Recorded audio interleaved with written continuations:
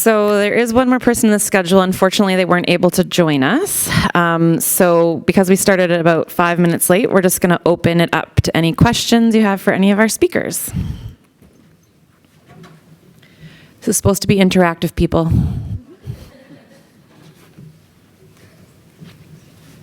I just have a quick question for Jeff. Jeff, you mentioned that your ankles remind you... Rick, you should go sit down. I know, you're not going to... I'm sorry. First of all, I want to apologize for the question. You mentioned that your ankle reminds you that you're not a 6'4" Norse god. No. I'm wondering what other parts of you remind you of that. Why? Rick, God love you. Is this a multiple choice? I was under the understanding there was no questions. No. You're a funny guy, Rick. I don't know if you've seen Endgame yet. Oh, you should go see it. You might get your answer. So, this is not on. Okay, so I just want to say big congratulations to Jeff. So we are on the chapter together. So I've ran the Tele 10 6 times. I'm a varsity track and field athlete. And so me and Jeff drove home from Congress last year. So I remember we were talking, and, I consider certain things when I'm preparing and, what I do after and stuff. So talking to Jeff and, helping him what I can do to, motivate him and make sure that he can cross that finish line, because, running that race, you see so many other people. I know a lot of the faster runners out there, they just drop off, they give up because they think they can't do it. They're trying to push under an hour and they just give up. For someone to walk it, I would never do that. I don't want to give up 3 hours of my time doing that course. But for people to push so far and in the rain, it's not the easiest course to do.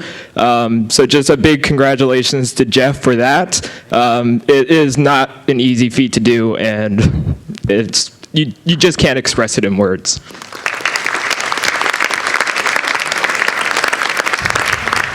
Jeff? Now how am I supposed to follow something as sweet as that? I'll start off with an open apology, because I forgot not everyone was aware that there's actually 2 Jeffs in Newfoundland. Jeff Jarrett being the other one. I'm Jeff Snow, just to clarify. Some of you might have been here last Rendezvous and might remember a certain question that I asked of our dear Jeremy Hall. I've always admired your athleticism and, in a way, been a little bit jealous. And my question was, how could I be a little bit more like you? And you gave me very good advice that day, and I've taken it to heart, and I've worked on improving my physical fitness. Haven't really gotten into many sports, but, I go to the gym fairly regularly. Also talked to Colleen, put a plan in place to make sure I wasn't hurting myself. But I noticed that, of course, I was surrounded by my peers who would also go very often every day, actually. And that's not really something I considered as an option to myself, because I didn't want to push myself far into injury. So I guess, Jeff, you can also speak to this question, because I don't know if you've really experienced this, Jeremy, but I was wondering, how do you deal with the idea that it's almost like you're always behind, because progress can be so slow because you need to be so careful, and that can really kill your motivation sometimes?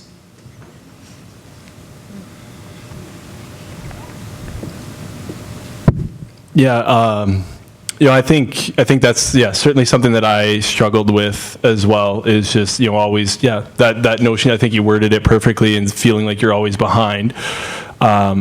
And I think the part what clicked with me was trusting and knowing that it's a process. And even I think it was reinforced for me when I started rowing, is even we do weights three times a week we're in the gym. And it's like those changes from one session to the next are very, very minor, even from 1 week to the next, where we're going up by a pound, a kilogram, not even, and making sure that you're doing that with proper form and everything. And so I know that's no different than for the able-bodied athletes. And so that really helped to reinforce that for me, that whole notion that it is a process and it's going to take some time to get there. Thank you. So we'll just take 2 more questions. So Wendy? This is just a question for the physios. The idea of when to push. Are you finding that with your bleeding disorder population that people are more, you have to actually stop them? Do you see a lot of sedentary kids, boys, men, who tend to gain weight and sit around? Or do you see a lot of guys who say, well, if you tell me not to, I'm going to, and that even motivates them to be more active? Yes. No, at the clinic we have all colors and all desires and all sorts of, we have sedentary and people that push, so a lot of heterogeneity. And on that point, again, when I always admire when we have athletes that come on the podium and they say that they've been training and they've only experienced 2 or 3 lifetime bleeds, and yet they've crashed on the bike, and yet they've won Olympic or country medals. Sometimes as treaters, we have to ask ourselves, maybe we should be examining these people to see what physiologically is protecting them. And we don't see this in the majority of our bell curve of experience of patients that we see. And yes, so there's a lot of heterogeneity, whether it's in the patient desires or in the patient's capabilities. Paul? Okay, so I'm going to kind of cheat a bit. I have 2 comments you don't have to respond to. You better be fast. I'll be the People want their buzzkill in the break. group, and I'll defer my question to Claude. So my 2 comments are this. This is the buzzkill question. What is our responsibility to the healthcare system to make wise choices for the activities that we do, recognizing that our neighbors are paying for our medication? And that there's a lot of treatment that could be covered if maybe we didn't require such high levels of coverage.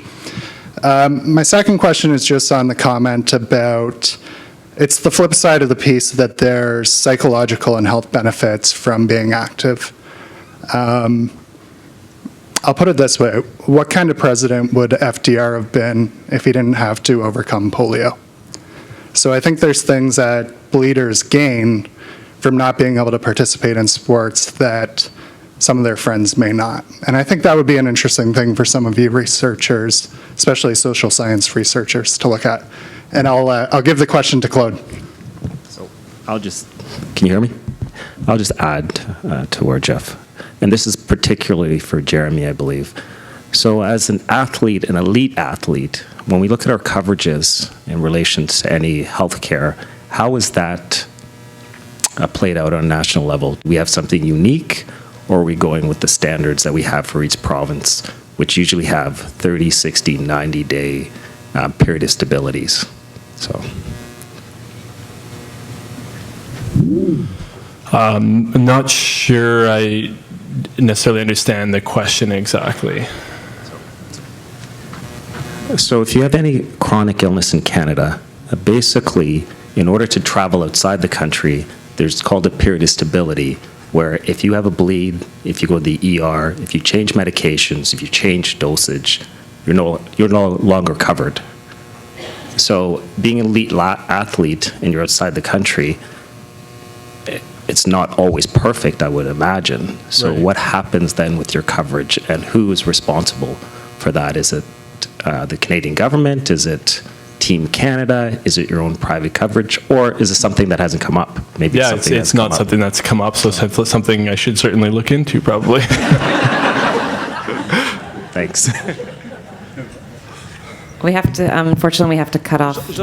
I want to answer because I just passed the pharmacy qualifying exam in Canada, and where the Health Canada Act have 5 principles: comprehensiveness, accessibility, and one of the principles is called portability.